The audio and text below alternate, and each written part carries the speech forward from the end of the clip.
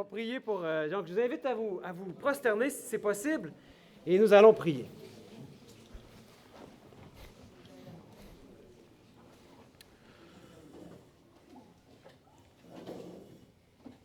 Grand Dieu puissant, nous voulons te remercier parce que depuis le début de ce camp meeting, tu nous bénis par ta parole et ta parole seule est dite. Et nous te remercions Seigneur pour toutes ces lumières qui nous permettent de revoir nos priorités.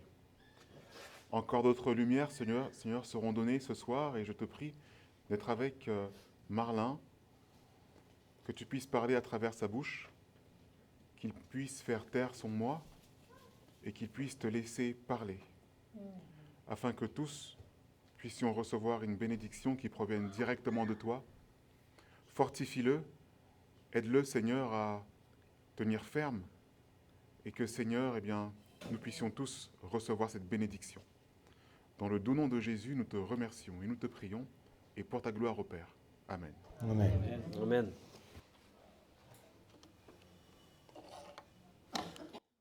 Bonsoir à tous. J'espère que vous n'avez pas trop mangé.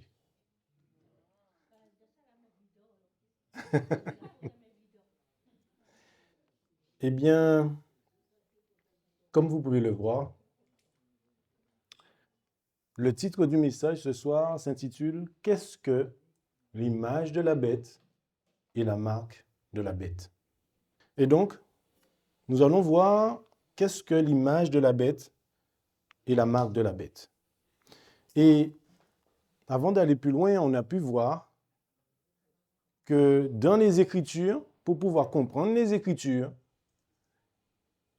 il nous faut des règles. Et on a pu voir qu'il s'agit des règles d'interprétation, notamment de William Miller. Et donc, pour aller plus loin, pour savoir qu'est-ce que l'image de la bête et sa marque, nous allons chercher à décoder au fur et à mesure les éléments nécessaires pour nous permettre d'arriver jusqu'à notre conclusion.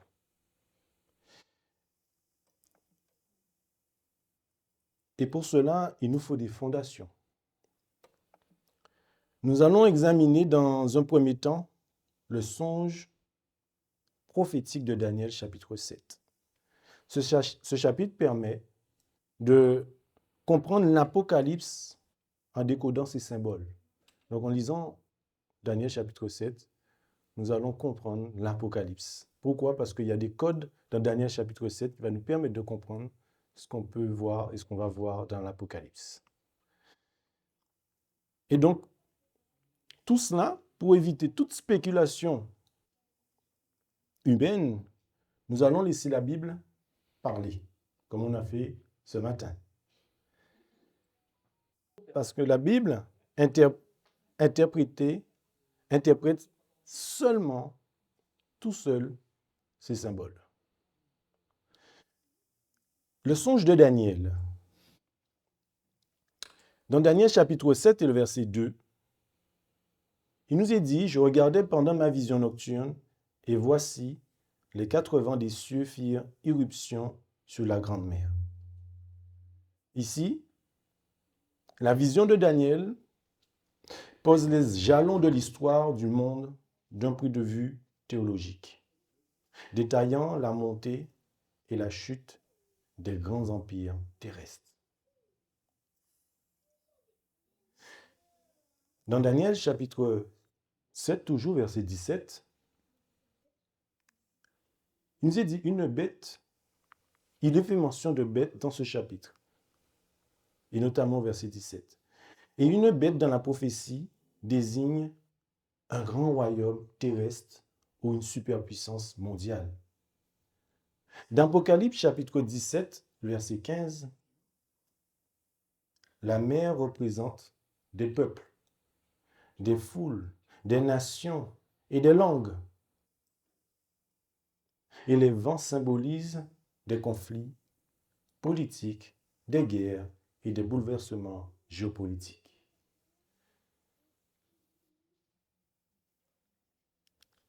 dans Daniel, chapitre 7, verset 17, il nous est dit, ces 4 grandes bêtes sont 4 rois qui s'élèveront de la terre. Qu'est-ce qu'il est mentionné? 4 grandes bêtes, ce sont 4 rois. Donc cette équivalence textuelle directe confirme que une bête représente un roi ou un grand royaume terrestre, puisqu'un royaume est dirigé par un roi.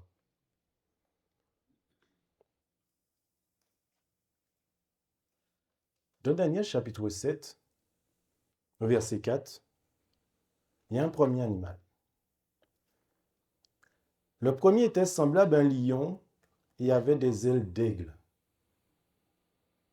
Le lion ailé représente l'Empire romain de 605 avant Jésus-Christ à 538 avant Jésus-Christ. Sous l'impulsion originelle de son fondateur, le grand roi Nebuchadnezzar. Et donc, nous avons dit que nous allons décoder. Donc, on nous parle de lion. Le premier était semblable à un lion.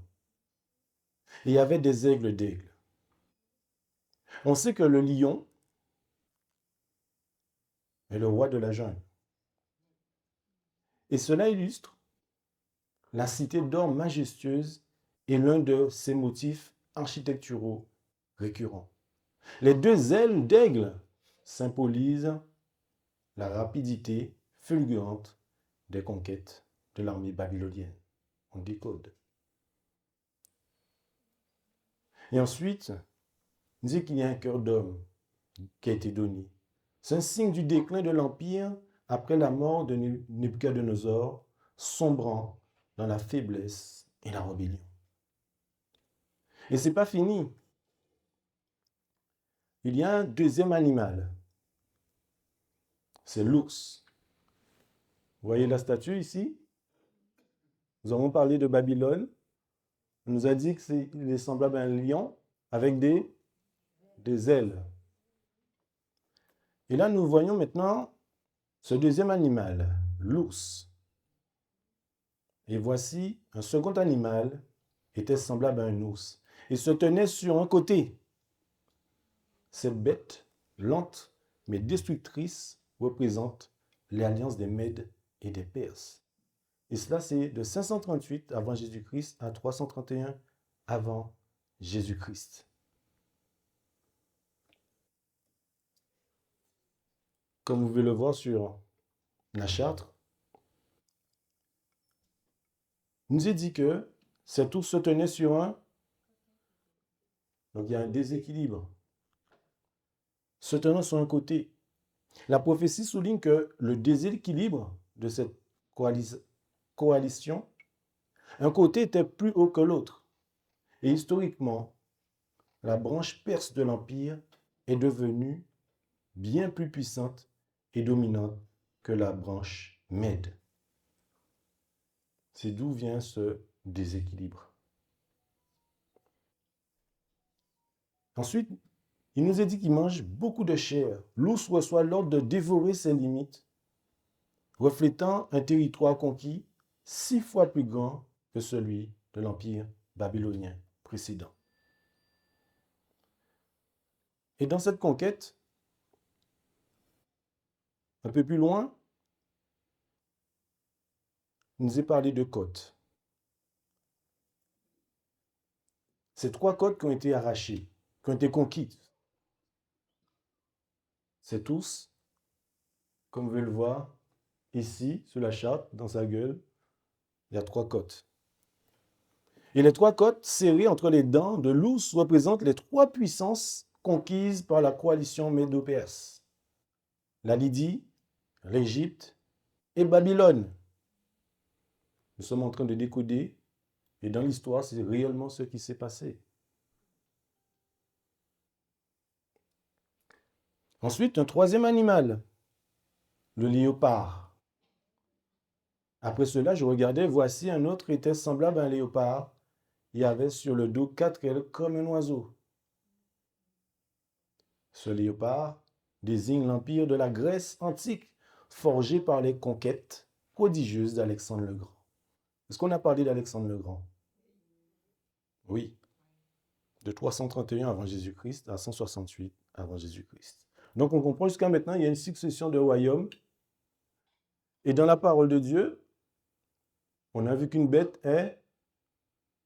représente, voilà. Et donc, ce léopard, sur son dos, avait 4 ailes. Que signifient ces 4 ailes? Eh bien, cela indique une vitesse militaire encore inédite. Alexandre a conquis l'Empire perse en quelques années seulement. Et à la mort d'Alexandre, l'Empire grec est divisé entre ses 4 généraux, Casagrande, Lysimaque, Ptolémée et Séleucos. Ça vous dit quelque chose? On a vu ça. Angelo nous en a parlé.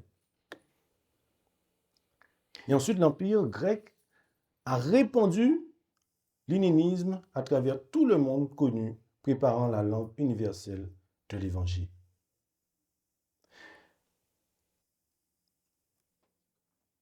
Le 4e animal,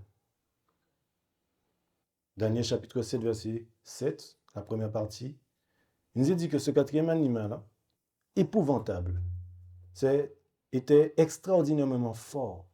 Il avait de grandes dents de fer. Il mangeait, brisait et foulait aux pieds ce qui restait. Ce 4e empire est la Rome païenne. De 168 avant Jésus-Christ à 476 après Jésus-Christ. Une grande armée, des soldats très préparés pour le combat, et ils avaient un pouvoir militaire fort qui contrôlait tout. Et dans la seconde partie de ce verset, il nous est dit, elle mangeait, elle brisait, elle foulait aux pieds ce qui restait. Elle était différente de toutes les bêtes qui l'avaient précédée et elle avait 10 cornes. Donc cette bête avait combien de cornes? 10. Que représentent ces 10 cornes?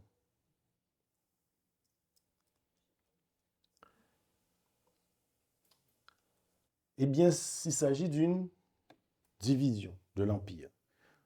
Donc on a vu le royaume de Babylone, on a vu le royaume des Mèdes et des Perses, nous avons vu le royaume de la Grèce, et nous avons vu le royaume de la Rome païenne. Et là, nous sommes en train de continuer, on nous dit qu'il y a une division.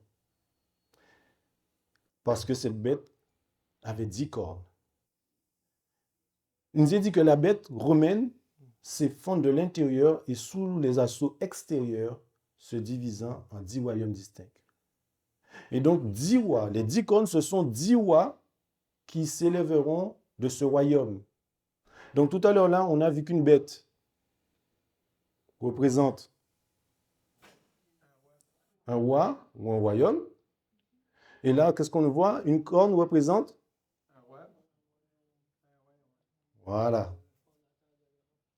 C'est la Bible qui le dit, hein? Les 10 cornes, ce sont 10 rois. Et donc, ces 10 cornes correspondent directement au royaume fondateur de l'Europe. Là, nous sommes rendus ici. Les orteils. Donc, ces 10 tribus, c'est du royaume barbare, les Alamans, les Burgodes, les Anglo-Saxons, les Lombards, les Francs, les Suèves, les Visigoths, les Urules, Vandales. Et au verset suivant, il nous est fait mention d'une petite corne. L'émergence d'une petite corne. Je répète, on a vu qu'un Bête représente un roi ou un royaume. On a vu aussi qu'une corne représente.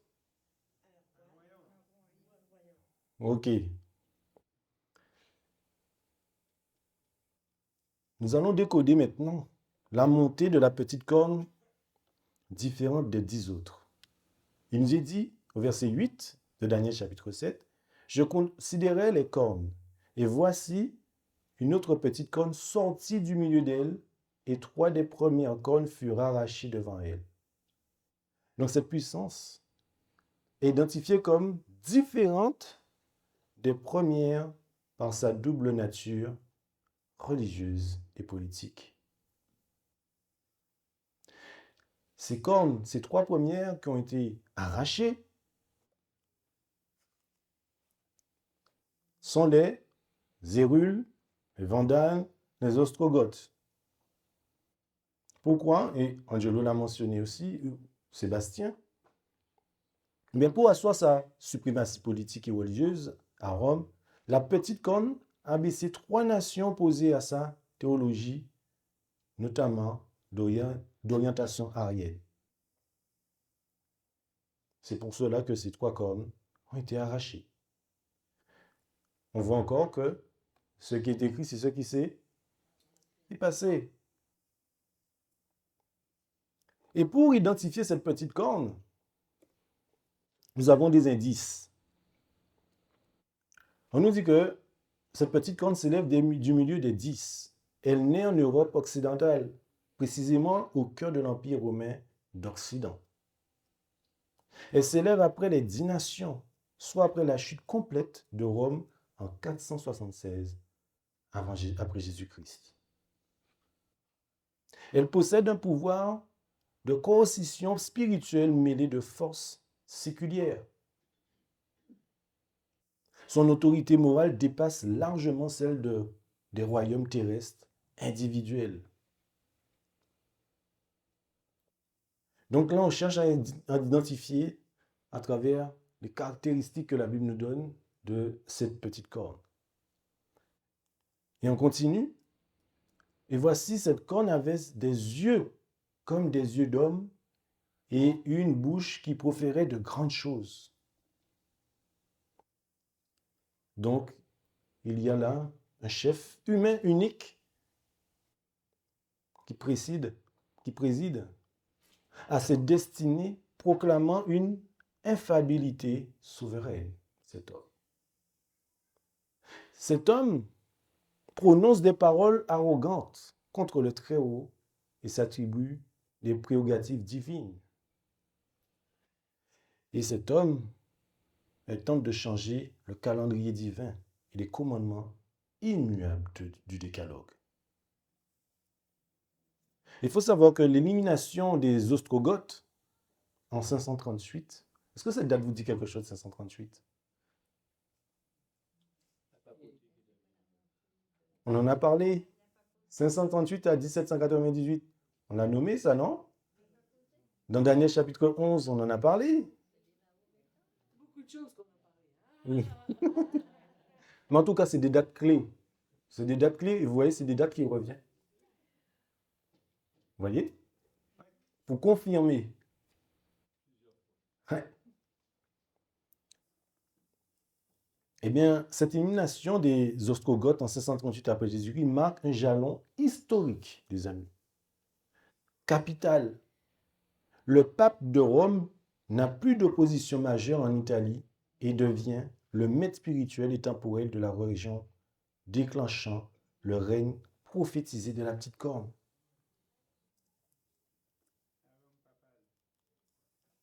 Dans Daniel chapitre 7, verset 19, nous continuons à essayer de décoder tout cela. Alors j'ai voulu savoir la vérité touchant la 4e bête, qui était différente de toutes les autres, et extraordinairement terrible, dont les dents étaient de fer et les ongles d'airain, qui mangeait, brisait, foulait aux pieds ce qui restait, et touchant les 10 cornes qui étaient sur sa tête, et touchant l'autre corne qui était sortie devant laquelle 3 étaient tombés, Cette corne qui avait des yeux et une bouche qui proférait des grandes choses et qui avait une plus grande apparence que les autres. Je regardais comment cette corne faisait la guerre aux saints et prévalait sur eux, jusqu'à ce que l'ancien des jours vint et que le jugement fut donné aux saints du souverain, et que le temps arriva où les saints entrèrent en possession du royaume. Il me parla ainsi, la quatrième bête est un quatrième royaume qui existera sur la terre, qui sera différent de tous les royaumes et qui dévorera toute la terre et la foulera et la brisera. Les 10 cornes, ce sont 10 rois qui s'élèveront de ce royaume. Et un autre s'élèvera après eux, qui sera différent des premières. Il abaissera 3 rois. Il prononcera des paroles contre le souverain. Il opprimera les saints du souverain. Il pensera changer les temps et la loi. Et les saints seront livrés en sa main pendant un temps, des temps et la moitié d'un temps. Donc cette bête, elle persécute les croyants fidèles. C'est où il fait mention, on fait la guerre aux saints, prétendant changer les temps et la loi. Il domine pendant un temps, la moitié des temps et la moitié d'un temps. Cette quatrième bête, cette petite corne, opprimera les saints du souverain pendant un temps, des temps et la moitié d'un temps. Et comment calculer cette période de persécution? Et encore, nous avons des règles. Sébastien en a parlé. Je te pose un jour pour chaque année. Autant de jours, autant d'années. Donc ces principes que nous voyons ici sont très importants pour l'interprétation de la prophétie, de la chronologie prophétique. Donc l'application de cette clé prophétique permet de résoudre systématiquement les calculs de durée s'étendant sur des siècles. Donc, un temps, des temps et la moitié d'un temps. Un temps est égal à 360 jours. Ou ans. Des temps, 360 jours, qui équivaut à 320 années. La moitié d'un temps équivaut à 180 jours, donc 180 années prophétiques. Et donc le total, c'est 1260 années d'oppression active entre 538 à 1798. Donc la petite corne a régné de 538 à 1798 après Jésus-Christ. Et puis dans un second temps, Jean voit une bête qui sort de la mer.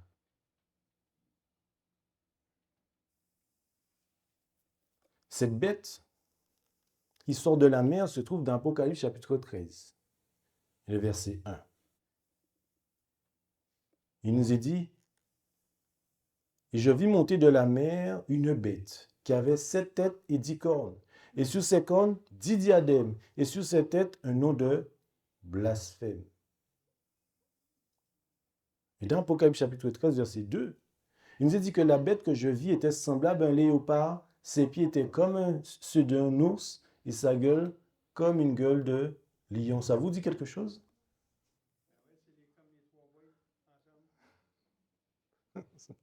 C'est ça.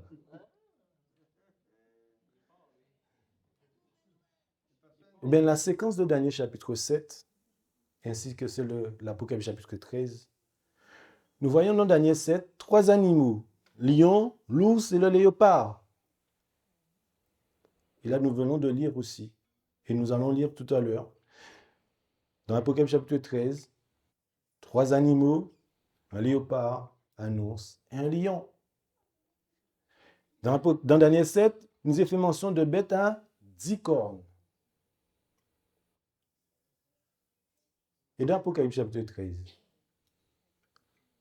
la bête qui monte de la mer, elle a combien de têtes? 7. Et combien de cornes? 10. Ah, on aurait dit qu'il y a des similitudes là, non? Entre cette petite corne et cette bête qui monte de la mer.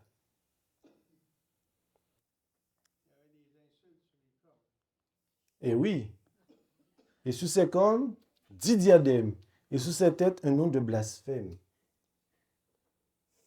Donc, comme on vient le voir, dans Daniel chapitre 7, nous avons fait mention de lion, d'ours et de léopard. Et cet animal avait 10 cornes.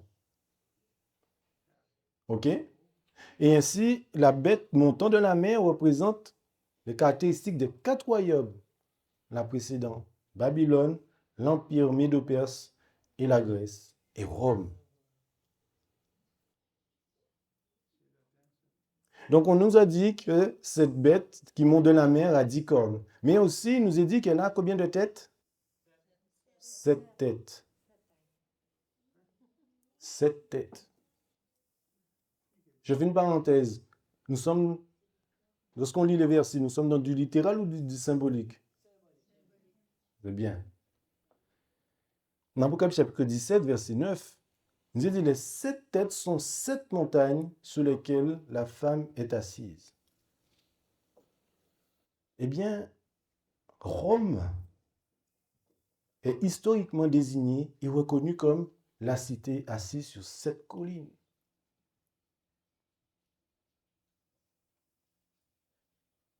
Et l'interprétation biblique préconise, mes amis, une analyse géographique et politique afin de déterminer la localisation de ce pouvoir.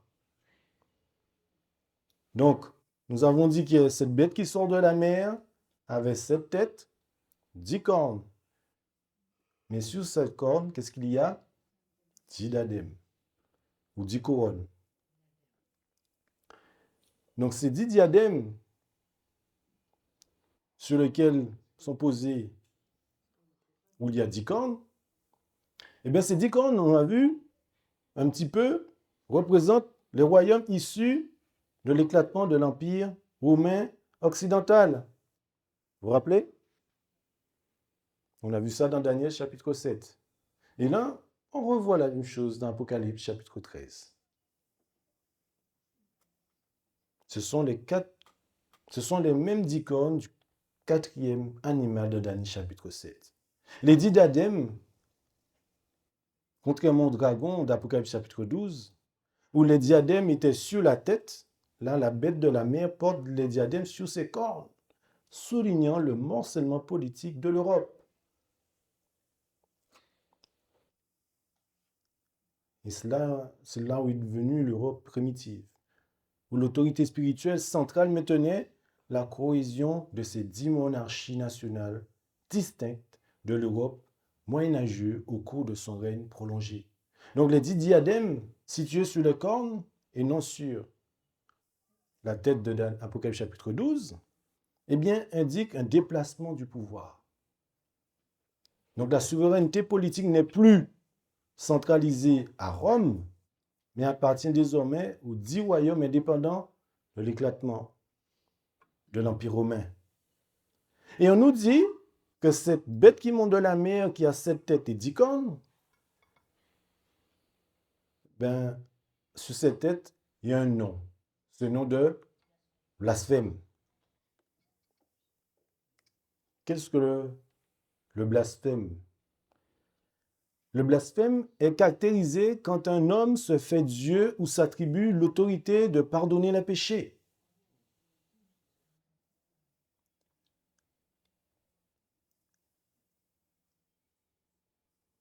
S'asseoir dans le temple de Dieu, se proclamant lui-même Dieu, exigeant une soumission spirituelle universelle,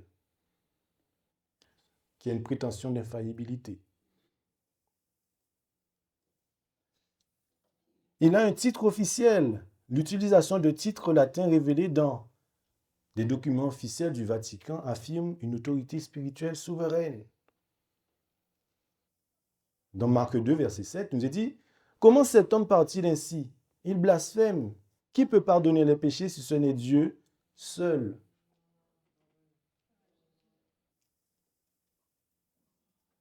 Donc, vous savez que le blasphème,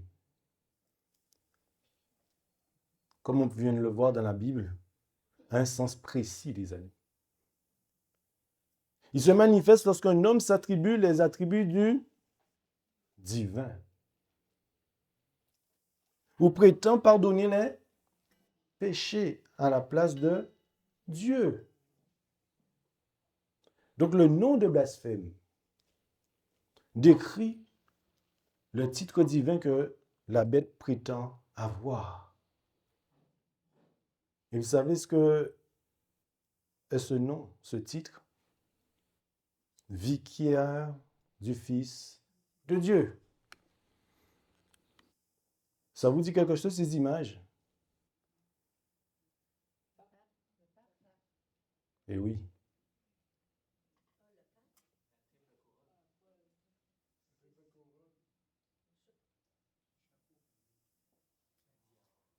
Ce titre signifie vicaire du Fils de Dieu et constitutif des prétentions d'allégeance de la papauté.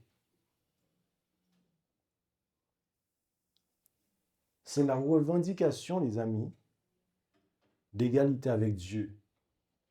En offrant le salut et le pardon des péchés, eh bien cela définit bien le blasphème. Et on a vu que seul Dieu peut pardonner les péchés. Et qui est-ce au final? Ce vicaire, vous l'avez dit, hein?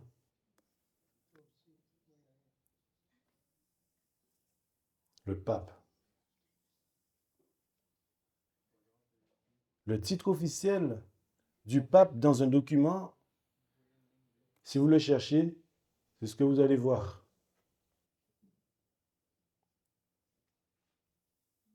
Donc, qui est cette bête? Vous avez trouvé ou pas? Jusqu'à maintenant.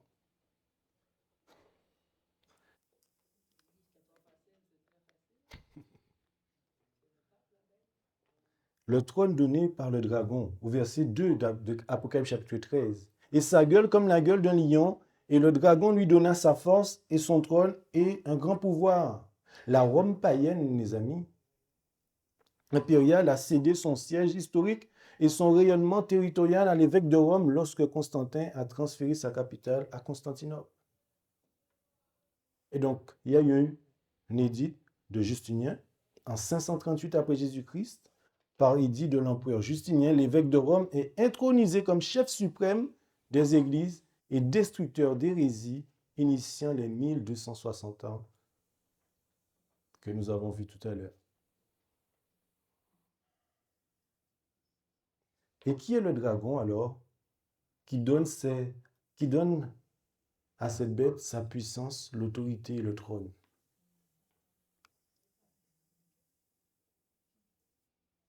Nous allons voir.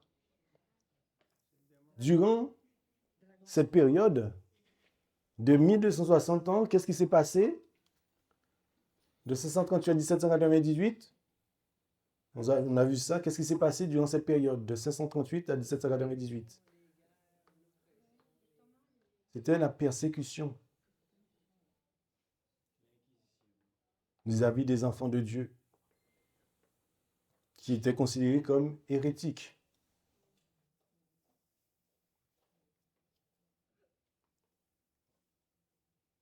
Et on nous est dit, au verset 3, « Et je vis l'une de ses têtes comme blessée à mort. » Eh bien, pendant la Révolution française, le général Berthier entre à Rome, abolit le règne politique de la papauté et emmène le pape Pie VI prisonnier, mettant fin aux 1260 ans. Mais on nous dit, dans la suite de ce verset, « Mais sa blessure mortelle fut guérie. » Eh bien, en 1929, Mussolini et le cardinal Gaspari signent les accords du Latran. Le Vatican redevient un État souverain autonome, amorçant la restauration complète de son influence politique. C'est là où cette blessure mortelle fut guérie, en 1929. Et ce n'est pas fini. On nous dit que et toute la terre était dans l'admiration derrière la bête. Toute la terre était en admiration derrière la bête.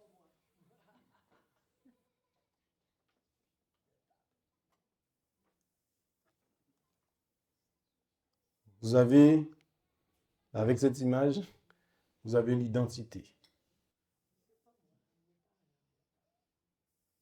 Des ambassadeurs de presque toutes les nations sont aujourd'hui accrédités auprès du Saint-Siège. Vous savez ce que ça veut dire?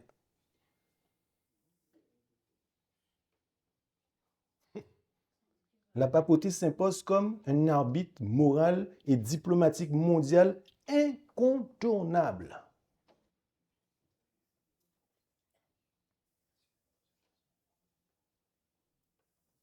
Ensuite, la Bible nous dit que l'adoration dirigée vers la papauté est l'admiration dirigée vers le dragon qui a donné à cette bête son autorité.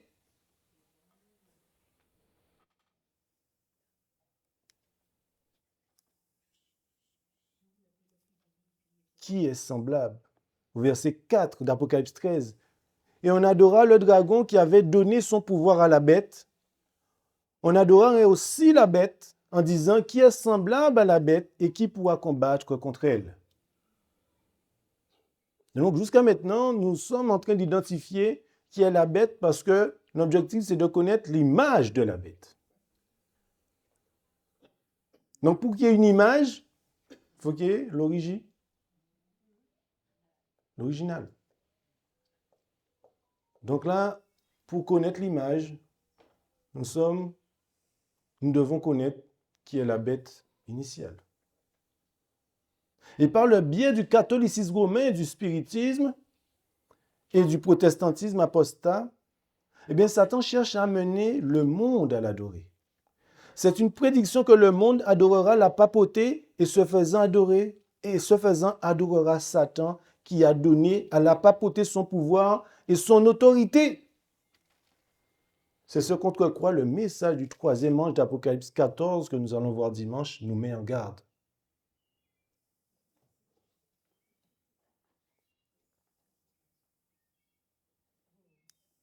Et le verset 5 nous dit, « Il lui fit donner une bouche qui proférait des paroles arrogantes et des blasphèmes, se prend pour Dieu, et lui fit donner le pouvoir d'agir pendant 42 mois, 1260 ans, de 538 à 1798. » Cette caractéristique d'avoir des paroles arrogantes fait référence à la petite corne que nous avons lue tout à l'heure dans Daniel chapitre 7, qui a prononcé des paroles arrogantes et blasphématoires. Donc la petite corne de Daniel chapitre 7 est la bête qui monte de la mer d'Apocalypse chapitre 13. Et on a vu, la Bible définit le blasphème quand un homme se prétend être Dieu ou se prétend être capable de pardonner les péchés. Et ça, vous le savez, qui est-ce, dans quel contexte, dans l'histoire, cela se passait. Et peut-être jusqu'à aujourd'hui, je ne sais pas.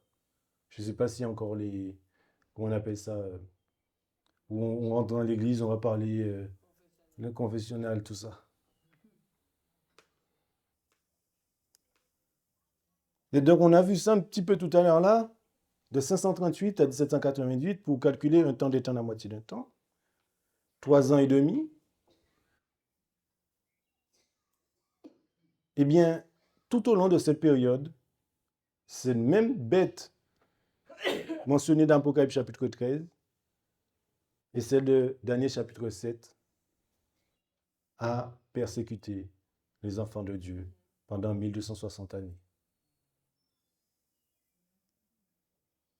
L'inquisition, comme le frère Alain disait, les croisades, et tout ça ont fait des dizaines de millions de martyrs, les amis.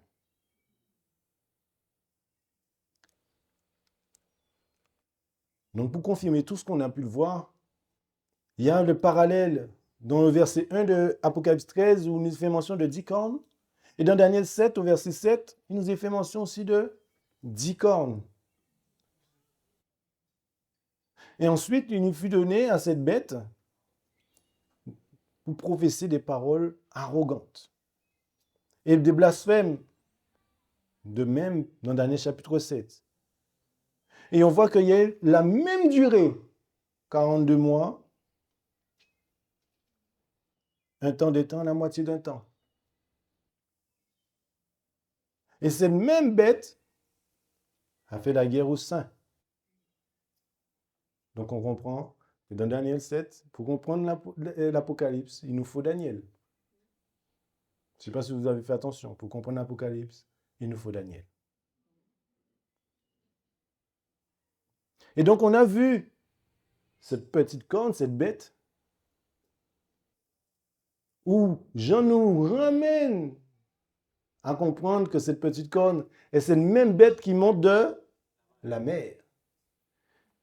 Mais Jean n'a pas fini. Qu'est-ce qu'il voit après? Il voit une bête qui monte de la terre. On est obligé d'identifier cela pour comprendre l'image de la bête. Au verset 11. Et puis je vis monter de la terre une autre bête qui avait 2 cornes, semblable à celle d'un agneau, et elle parlait comme un dragon.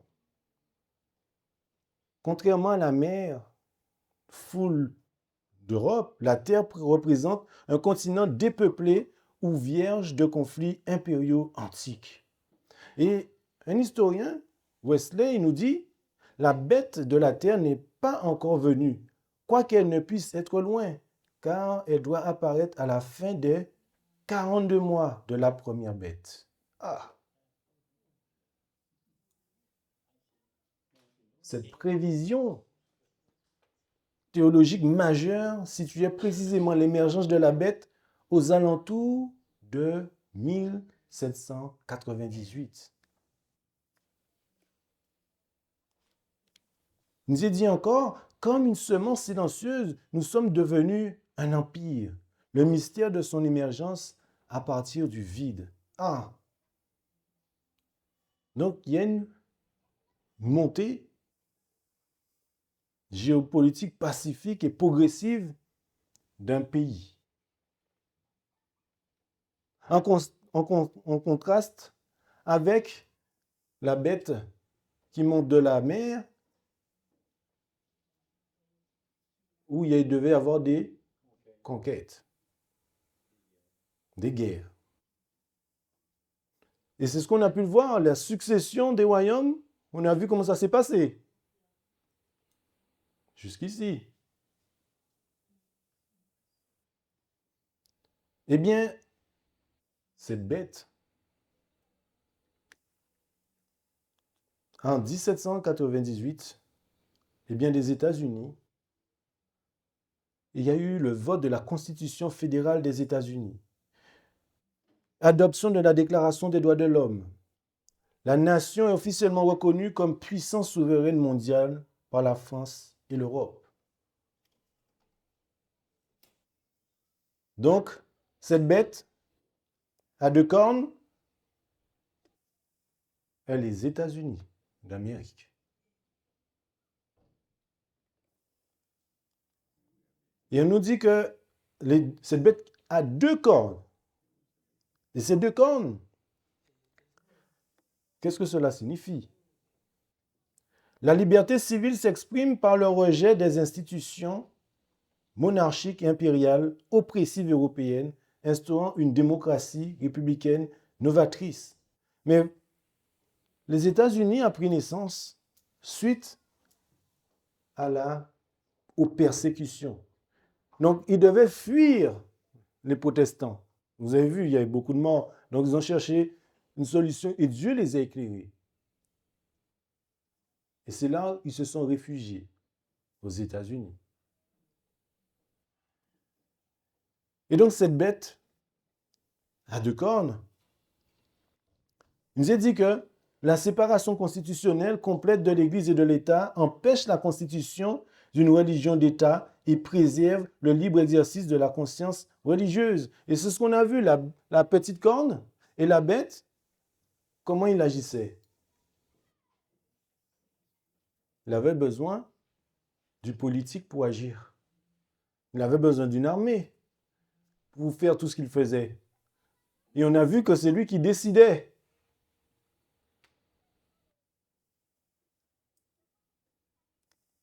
Donc ces deux principes, notamment semblables à celles d'un agneau, cette bête à 2 cornes, les cornes semblables à celles d'un agneau représentent la jeunesse, l'innocence et la douceur, illustrant parfaitement le caractère des États-Unis lorsqu'il fut présenté aux prophètes comme émergent en 1798. Mais la Bible nous dit que cette bête à 2 cornes semblable à celle d'un agneau va parler comment? Comme un dragon. Malgré ses prétentions d'agneau et de liberté, la prophétie prévient que les États-Unis en viendront à légiférer avec intolérance contre la liberté de conscience. Ça veut dire quoi, les amis, cela? N'oubliez pas, ils ont fui la persécution. Et donc, s'ils ont fui la persécution, c'est qu'ils ne veulent pas, sur leur territoire, que la même chose se passe. C'est pour ça qu'il y a eu une séparation nette et précise. Mais on nous dit que cette bête à 2 cornes, semblable à un agneau, mais elle va parler comme un dragon. Et on va essayer de voir qu'est-ce que cela veut dire aussi. Au verset 13 d'Apocalypse 13, il nous est dit, et elle opérait de grands prodiges, même jusqu'à faire descendre du feu du ciel.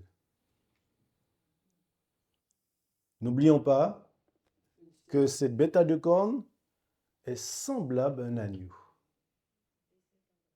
mais elle va parler comme un dragon. Ces prodiges, jusqu'à même faire descendre du feu du ciel, eh bien les amis, ça va être via l'utilisation de miracles, de manifestations d'apparence divine pour tromper la vigilance spirituelle. Le spiritisme. Il y aura des guérisons, des manifestations surnaturelles poussant le peuple à exiger des ordonnances politiques chrétiennes. Donc Satan va devoir agir avec force pour que ça puisse arriver. On a dit qu'ils viendront à légiférer avec intolérance contre la liberté de conscience. Mais comment ils vont faire? Puisqu'il y a une constitution aux États-Unis.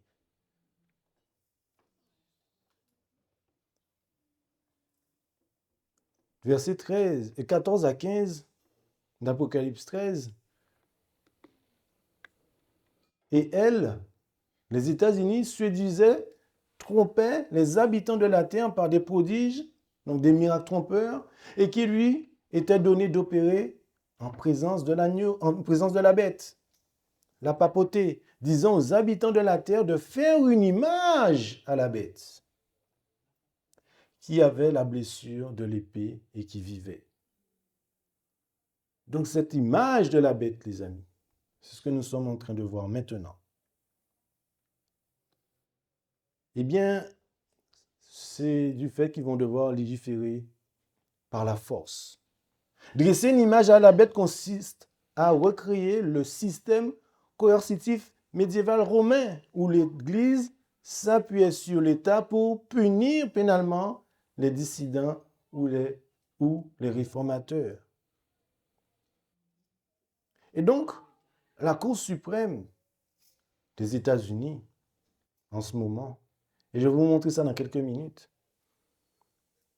eh bien, a son rôle à jouer dans cette prophétie. L'observation contemporaine confirme le rapprochement politique marqué des groupes évangéliques de la Cour suprême américaine et de la diplomatie du Vatican.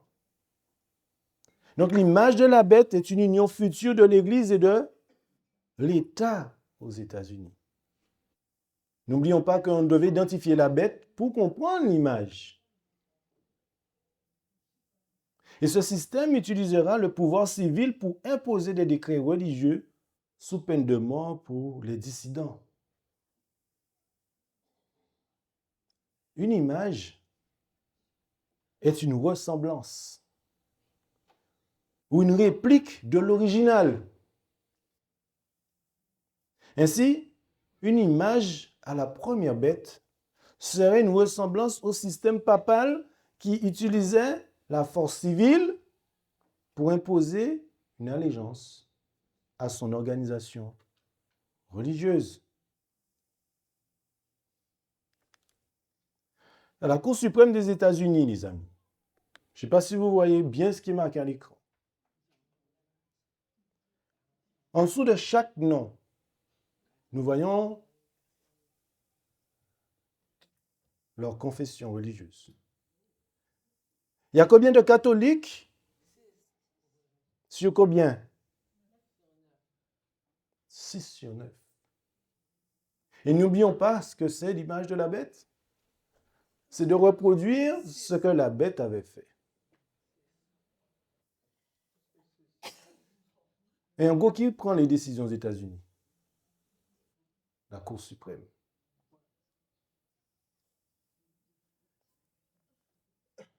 Est-ce que les États-Unis considèrent le Vatican uniquement comme une puissance politique ou aussi comme une autorité religieuse? Oui, les amis. Les principales églises des chrétiennes du pays, aux États-Unis, sont-elles unies entre elles et avec l'Église catholique romaine? Oui.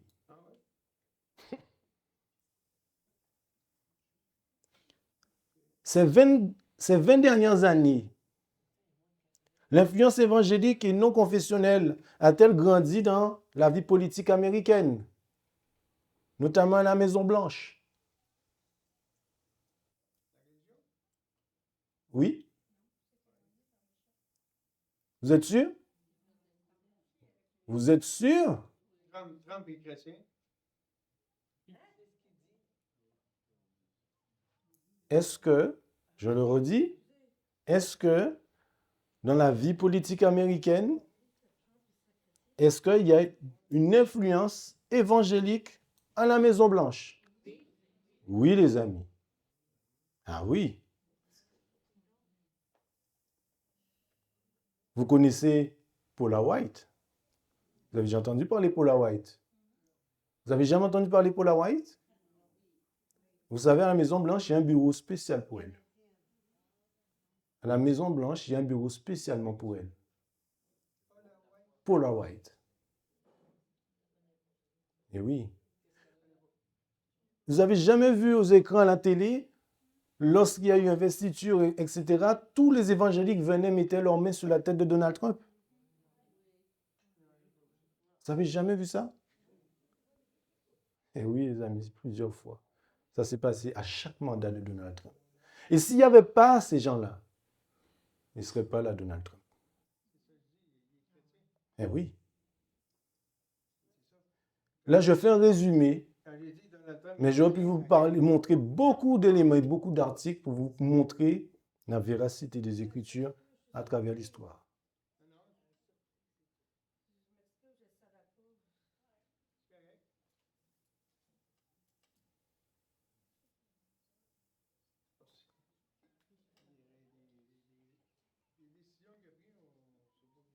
Il y a 6 des 9 juges sont catholiques. Une majorité sans précédent dans l'histoire américaine. Ça ne s'est jamais produit auparavant. En fait, c'est la prophétie qui est en train de se réaliser. Ce qu'on a vu ce matin, et vous voyez, comme disait Sébastien, on a vu ce qui se passait en Orient, et là, nous sommes en train de voir ce qui se passe en Occident. Donald Trump a été réélu 2 fois, les amis. 2 fois.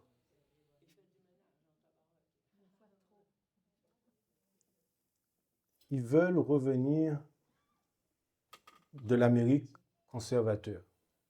Mais pour arriver à cela, les amis, il faudra resserrer les vis. Il faudra faire ce qu'on vous dit.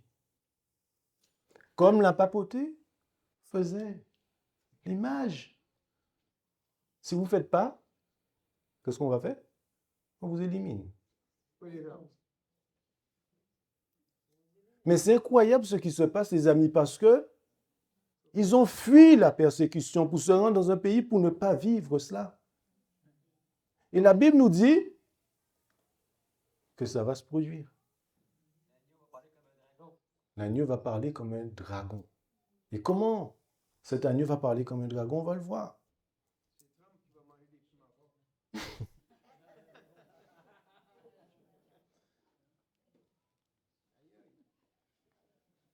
Il lui fut donné d'animer l'image de la bête.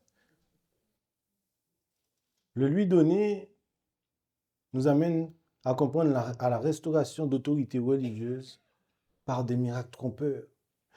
Image de la première bête, réforme ou reconstitution d'un système religieux ancien, afin que l'image de la bête parlât. Comment la bête va parler? En légiférant, en imposant des décrets religieux. Cette bête à deux cornes qui sort de la terre, on a compris que c'était une puissance terrestre, identifiée comme les États-Unis d'Amérique. Et il y aura un décret religieux. Tout ce que nous sommes en train de voir va se passer via un décret religieux, les amis. Et la Bible va confirmer ce que nous sommes en train de voir, une nouvelle fois. Il y aura une application très bientôt. Ça, j'aurais pu vous en parler. Je vais voir si dimanche, je vous en parle un peu plus. Et à l'heure où nous sommes en train de parler, sur la planète que nous vivons, il faut savoir qu'aux États-Unis, en 1888, par là, il y a eu un décret qui a été voté où, aux États-Unis, tout le monde, en gros, devait pas travailler le dimanche. Le dimanche devait être un jour de repos. Et un pionnier s'est rendu au Congrès américain pour défendre, pour que ces lois ne puissent pas passer par rapport à la liberté religieuse. 1888. Donc depuis 1888 à aujourd'hui, ça fait du temps qui s'est passé. Cette loi a été votée, mais non appliquée. Là, il manque juste que cette loi soit appliquée.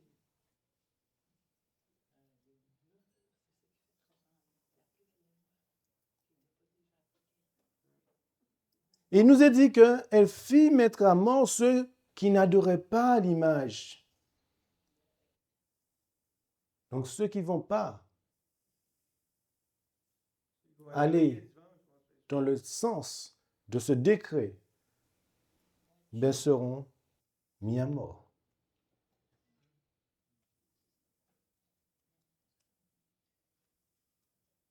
Et donc là, vous avez entendu un peu de ce qu'est l'image et la marque de la bête.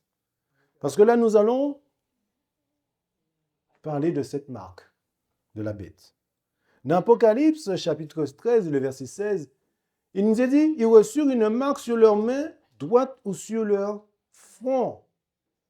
Donc la puissance prophétique symbolisée par la bête à deux cornes, nous est dit, va séduire les habitants de la terre entière, les habitants de la terre, les dirigeant vers l'imposition globale d'un degré d'allégeance universelle, une image. Et elle faisait que tous, petits et grands, riches et pauvres, libres et esclaves, prenaient une marque à la main droite ou au front.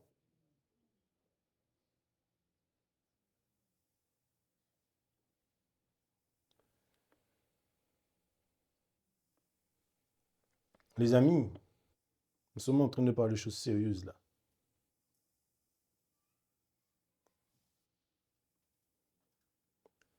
La marque de la bête, c'est la loi du dimanche. La popularité du faux jour de repos est le signe distinctif à la puissance autoritaire de la Rome papale sous tous les peuples. Tout comme le sabbat est le signe d'obéissance envers Dieu, la marque de la bête s'établit en contrefaçon comme un signe d'allégeance à l'autorité humaine. Et dans ce livre que vous voyez à l'écran, regardez la question qui est posée. Y a-t-il une autre manière de prouver que l'Église catholique a le pouvoir d'instituer les fêtes? La réponse est la suivante. Si elle n'avait pas ce pouvoir, elle n'aurait pas pu faire ce en quoi toutes les religions concordent. Elle n'aurait pas pu substituer l'observation du sabbat le 7e jour. Vous avez entendu? Le sabbat le 7e jour pour celle du dimanche, un changement pour lequel il n'y a aucune autorité dans les Écritures. Le dimanche vient, l'adoration du dimanche ou la chrétienté va chaque dimanche à l'église vient de Rome. C'est eux-mêmes qui le disent. Et ils disent, il n'y a aucune autorité dans les Écritures pour cela. C'est leur autorité.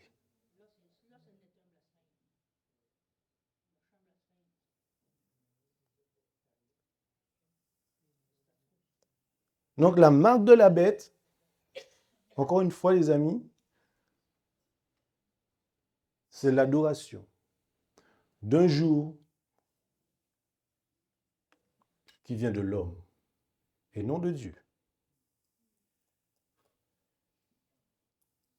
Donc, on sait qu'il y aura la marque de la bête et on sait qu'il y aura le sceau de Dieu. Qui est-ce qui veut avoir le sceau de Dieu?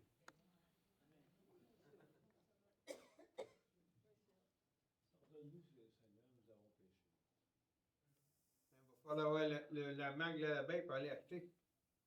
On va mourir de faim. On a vu que tout cela va se passer avec des lois. Pour agir, ils vont agir par les lois. Comme pour la bête. Comment le peuple de Dieu a été persécuté? C'est parce que la bête a donné l'autorisation. C'est tout. Et qui a été? C'est la bête ou son armée? Mais oui. De même, cette image de la bête.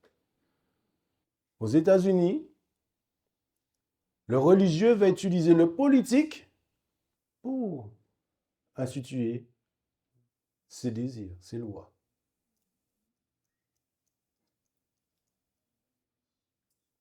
Et donc, à l'opposé de cela, bien évidemment, on sait, Satan a toujours voulu faire une contrefaçon de ce que Dieu veut faire. On le voit dans tous les aspects de la vie, surtout jusqu'à aujourd'hui. On voit que Dieu a créé l'homme et la femme, mais l'humain a décrété qu'il y a Ben et Fabien. Enfin, beaucoup de choses, Satan a toujours voulu, vous le savez, il voulait être au-dessus de Dieu. Et tout ce qui est mis en place, il a toujours voulu s'introniser, se mettre dans toutes ces histoires pour qu'on puisse l'adorer lui. Il souhaite qu'on l'adore. Il souhaite que notre adoration soit tournée vers lui. Donc il va toujours essayer de faire tous les stratagèmes possibles pour que ça arrive à cela. Mais la Bible nous montre que la terre, vous avez vu ce qu'on a lu? La terre entière adorera cette bête. Un jour, un ami m'a dit, mais, Darlin, t'es bien gentil, mais les musulmans, les juifs, tout ça.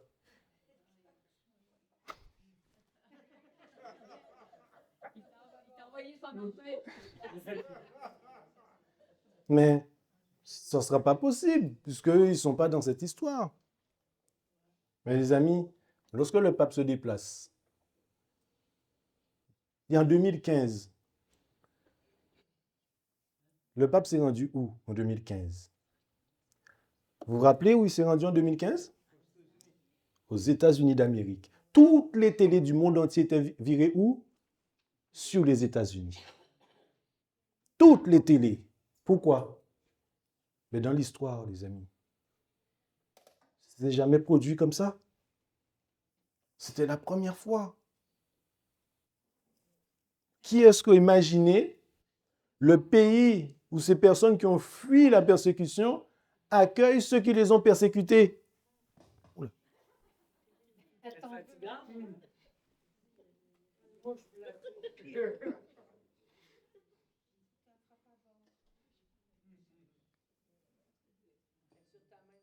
C'est vrai?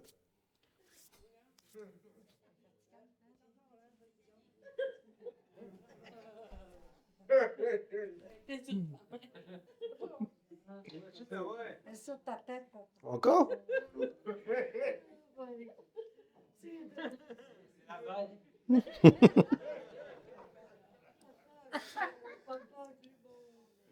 Eh bien,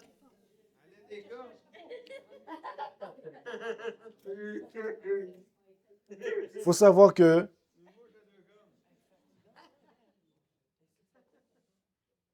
tout ce que nous sommes en train de voir,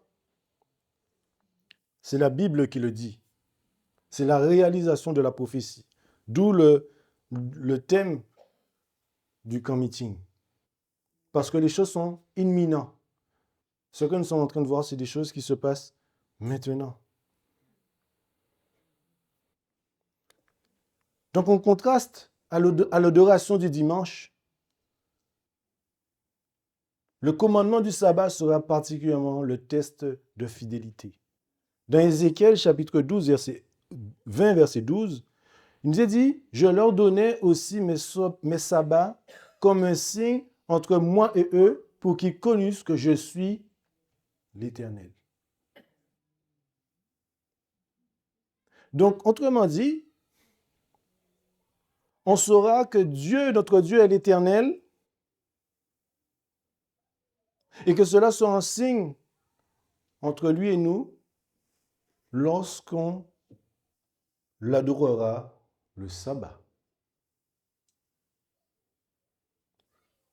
Dans Ézéchiel chapitre 20, verset 20, il nous est dit, sanctifiez mes sabbats et qu'ils soient entre moi et vous un signe auquel on connaisse. L'observation du 7e jour de la création reste le sceau distinctif par lequel l'homme reconnaît le Créateur comme son seul Dieu et sanctificateur.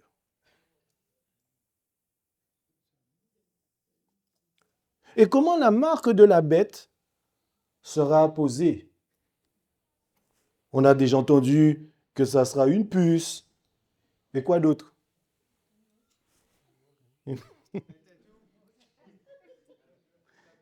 Un code barre. Voilà. Eh bien, on nous a dit que ça sera sur le front ou sur la main droite. Le front, c'est le choix conscient et volontaire. Ceux qui reçoivent la marque sur le front adhèrent pleinement, de façon consciente, spirituelle et intellectuelle, aux décrets des lois humaines falsifiées. Et la main droite, c'est la soumission passive ou habitude. La main droite représente l'action spontanée. Certains acceptent le décret par commodité matérielle ou crainte de sanctions pour sauver leur vie. Dans Deutéronome 6, verset 8, j'ai dit, tu les lieras comme un signe sur tes mains et ils seront comme des frontaux entre tes yeux. La loi de Dieu, le commandement de Dieu. Et qui recevra le sceau de Dieu? Qui sera scellé du sceau de Dieu? Apocalypse chapitre 14, verset 1. Je regardais, voici, l'agneau se tenait sur la montagne de Sion, et avec lui 144 000 personnes qui avaient son nom et le nom de son Père écrit sur leur front. Donc, en opposition directe aux partisans de la bête, l'Apocalypse décrit le reste fidèle scellé du sceau du Dieu vivant.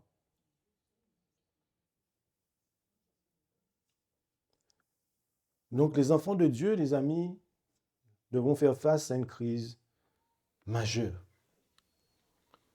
Au verset 17 d'Apocalypse 13, il est dit « Et que personne ne put acheter ni vendre sans avoir la marque, le nom de la bête ou le nombre de son nom. » Donc, il y aura une exclusion civile totale des circuits commerciaux, frappera ceux qui préservent leur fidélité théologique. C'est-à-dire ceux qui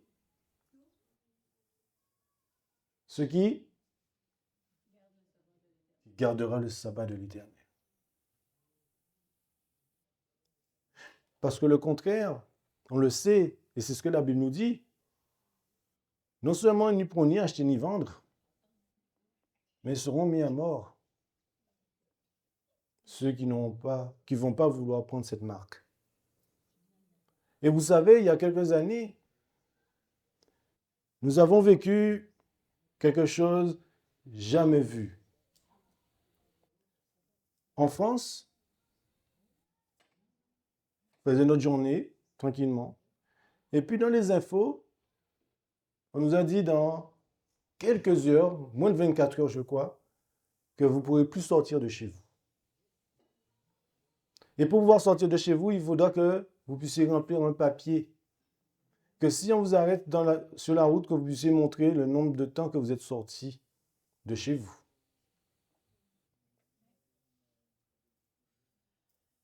Personne n'aurait cru que ça serait passé sur cette planète. Que du jour au lendemain, on décrète que vous ne pouvez plus sortir de chez vous. Du jour au lendemain, on décrète que vous ne pouvez plus aller au restaurant, etc. Si vous n'avez pas pris, non. Si vous n'avez pas pris le petit truc qui pique. Le petit truc qui pique. Je ne peux pas le dire parce que c'est enregistré. Le petit truc qui pique que vous devez forcément prendre pour voyager, pour aller au restaurant, pour aller voir votre famille qui est en EHPAD. Et on vous disait, si vous voyagez, vous devez rester 40 jours chez vous sans sortir. Qui est-ce qui aurait imaginé qu'un jour, qu'on nous aurait imposé cela? Personne. Personne, mes amis. Partout où vous devez aller, vous devez montrer un QR code. Vous devez avoir un QR code pour voyager, pour aller à tel endroit, pour aller dans une administration. Personne n'aurait imaginé que ça serait produit. Donc on pourrait dire, mais c'est bien gentil ce que tu es en train de nous raconter, Marlin, toutes ces histoires-là. Personne ne pourrait imaginer que ce qui est marqué dans l'Apocalypse chapitre 13 se produira. Mais ça va se produire.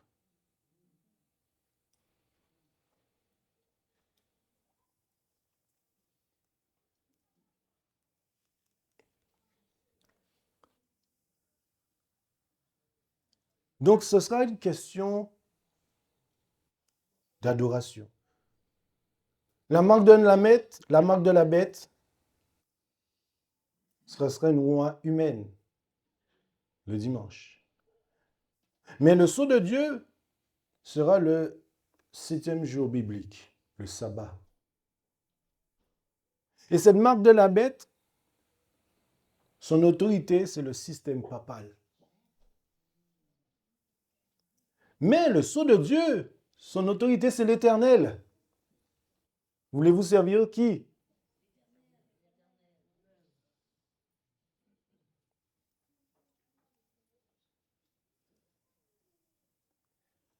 Et ceux qui ont cette marque de la bête ne pourront ni acheter, ni vendre, ne seront plus autorisés à acheter, ni à vendre.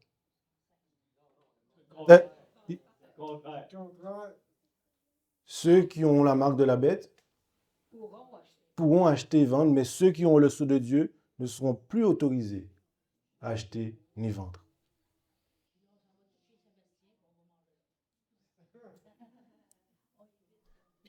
Mais ceux qui ont décidé de donner allégeance à la papauté par son jour d'adoration, on sait qu'il y aura un jugement final. Mais ceux qui voudront garder le sabbat de l'Éternel, le jour d'adoration que Dieu a instauré dans sa parole, seront sous la protection. Ils auront le salut éternel. Et pour appuyer ce que nous sommes en train de voir, il nous est dit de calculer le nombre de la bête. Que celui qui a de l'intelligence compte le nombre. Depuis mercredi, le frère Dieu nous a parlé d'intelligence, non? Sébastien nous a parlé d'intelligence, non? Mais la Bible aussi nous parle d'intelligence. Par l'application des chiffres romains aux lettres du titre de souverain papal, Vicarius Filii Dei, eh bien l'addition mathématique historique révèle exactement la valeur prophétique de 666. Et ça, vous le retrouvez sur Internet. Je ne l'ai pas mis parce que voilà, le temps est passé très vite. Mais vous tapez Vicarius Filii Dei en latin, vous allez voir, nous tombons sur le chiffre 666. Donc, nous avons pu voir qu'à travers la parole de Dieu, la prophétie est en train de se réaliser. Nous avons vu ce qui s'est passé en Orient. Nous avons vu ce qui va se passer en Occident. Et dimanche, nous allons encore asseoir pour que nous puissions être dans l'espérance davantage. Parce que la parole de Dieu est véridique. La parole de Dieu dit vrai, les amis. Quand Dieu parle, la chose arrive. Donc que Dieu nous permette de continuer à étudier sa parole, mais surtout à être prêt. Nous avons vu que le roi du Nord est en train de faire tout son possible pour revenir, pour aller où? À Jérusalem. Nous avons eu des preuves. Nous avons montré par la Bible, les Saintes Écritures, comment interpréter et comment Dieu nous a guidés à comprendre ce qui est écrit et ce qui va se passer. Donc que Dieu nous aide à pleinement saisir tout ce qu'on a pu voir et approfondir. Si vous avez des questions, n'hésitez pas, parce que parfois on ne comprend pas tout de suite, mais Dieu révèle au fur et à mesure les choses. Que Dieu nous bénisse. Et je vous invite à prier.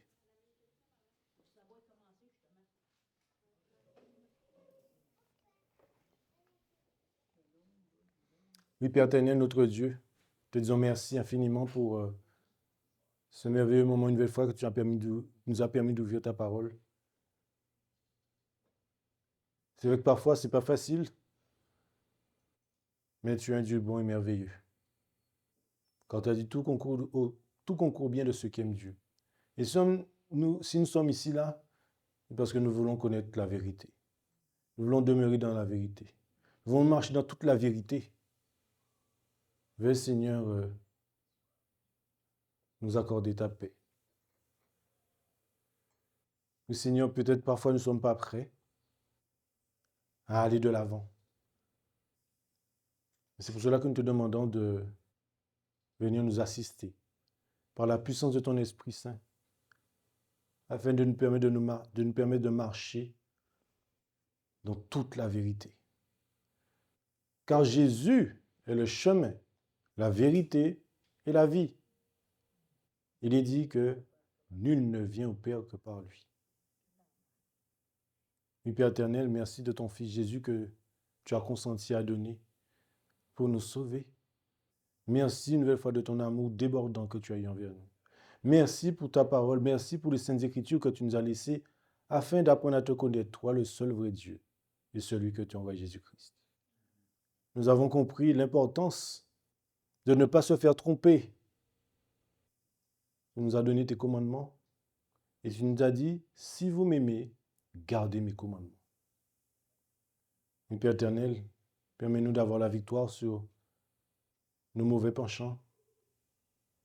Mais nous savons que tu es bon et tu nous fais grâce encore. Merci pour ta miséricorde. Et permets que, Seigneur, nous puissions une nouvelle fois passer un merveilleux moment tous ensemble, sous ton regard béni. Nous te prions, nous te demandons toutes ces grâces dans le nom de Jésus. Amen. Amen. Merci beaucoup, Marlin.